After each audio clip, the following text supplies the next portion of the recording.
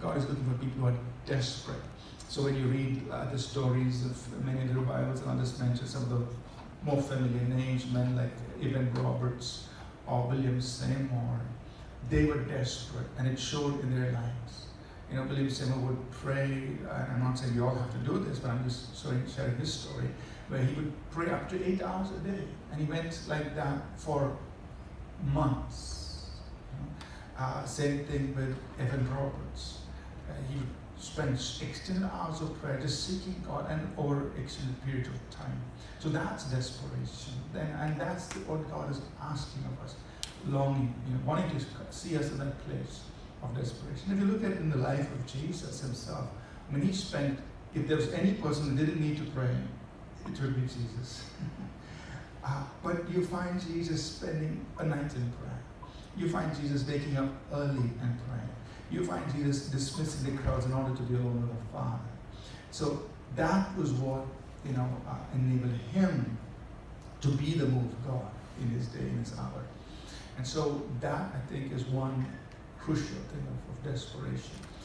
But then, as we begin to see the move of God, then, of course, there is the whole aspect of stewarding what God is releasing. And those are insights. We try to put it on this book, where, when we see God move in powerful ways, we have to be careful. We need to steward that and not become a hindrance to what we actually prayed to happen.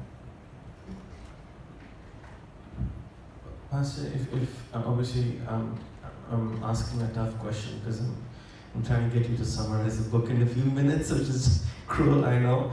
But if you could just share, why did these revivals end prematurely, or what could have been done to prevent these revivals from ending when they did?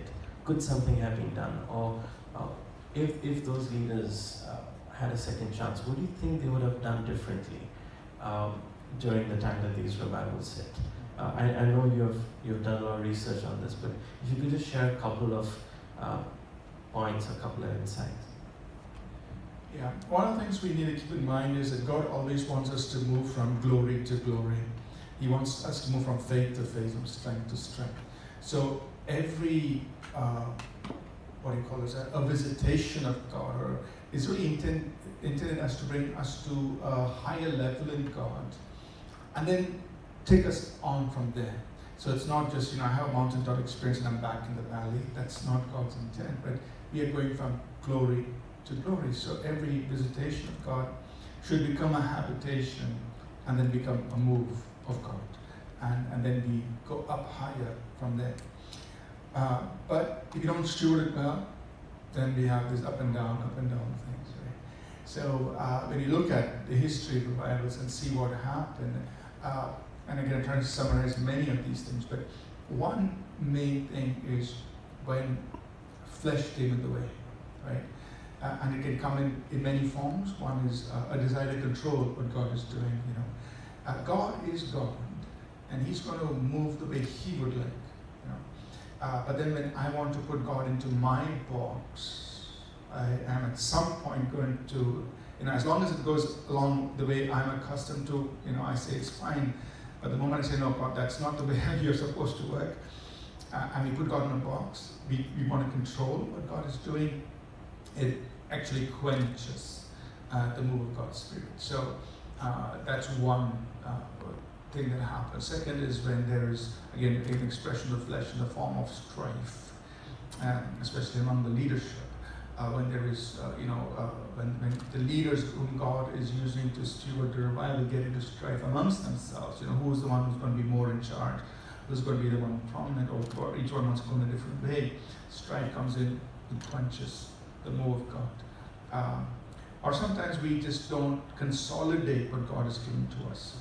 We are so caught up in enjoying the revelation, enjoying the manifestations and demonstrations. We don't consolidate. It's so important to consolidate. That means, to consolidate simply means, what is the truth God is revealing to us? How do we put it into the lives of people so that we don't lose that? And how do we take what God is giving to us and pass it on to others? You see, if you don't do that, you're going to lose it. you're going to, it's just going to die out, because God never gives it to us just for us to have enjoyment for a season. He gives it to us to bring us to a new level, and at the same time cause us to encourage others to rise up to that same level. And if you don't do that, things just wane. So if you can avoid some of these mistakes and be more wise about or stewarding things well, wise about when we see God moving a certain way, let's get a hold of it. Let's build on it. Let's go up from glory to glory, because that's the way God wants us to go. If you begin to make the journey, you will definitely see more and more of God. And at the same time, the expressions of revival don't have to be exactly the same. A great example is when you look at Joel 2 and Acts 2. Joel prophesied when God pours out the Spirit. Young men will see visions, they'll have dreams, they will prophesy. But on the day of Pentecost, nobody saw a vision, nobody had a dream, nobody prophesied.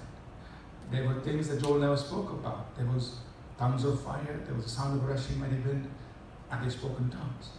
Joel never said that these things would happen. And yet Peter stands up, inspired by the Holy Ghost, and he says, this is that. That means this is the same thing he spoke about. Now, if you look at it hermeneutically, analyze it, break it down, you say, this is not that, because they don't match. But Peter, by the Holy Spirit, is saying, this is the same move that Joel prophesied. Just that the manifestation, the expressions are not on the list there in Joel 2, but it's the same Holy Spirit moving. The insight there, the message for us is that when the Spirit of God moves, the manifestations don't have to be an exact replica of what has happened in the past. They could be different, but we need to recognize the move of God and go with that, consolidate that, and move on into higher levels. And the end result is for Jesus to be glorified and people to be gathered into God's kingdom. And we need to go with that.